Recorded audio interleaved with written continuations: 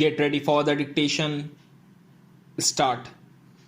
SC has struck a blow for inquisitorial powers of legislatures against social media companies.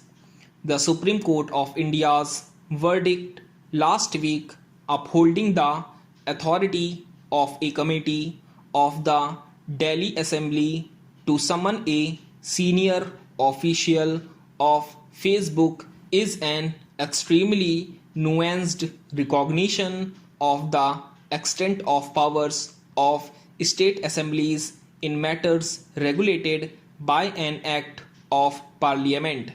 The question mark about the powers arose in the first place because Facebook, whose India Vice President Ajit Mohan was repeatedly summoned by Delhi Assembly's Committee on Peace and Harmony on the subject of the Delhi riots of 2020, argued before the Supreme Court that this was a case of overreach and that Delhi's law and order came under the central government.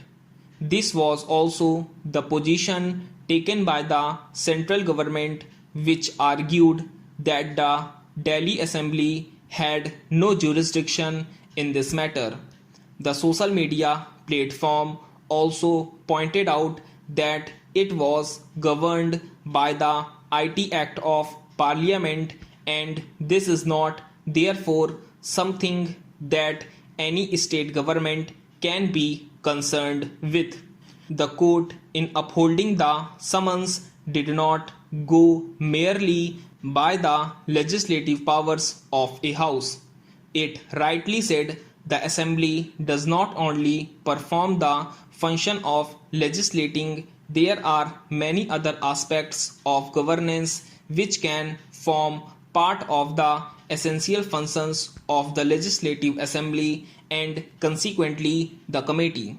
Its point was that the inquisitorial and recommendatory powers of a house can be used for better governance, but it also cautioned the committee from transgressing into any fields reserved for the union government.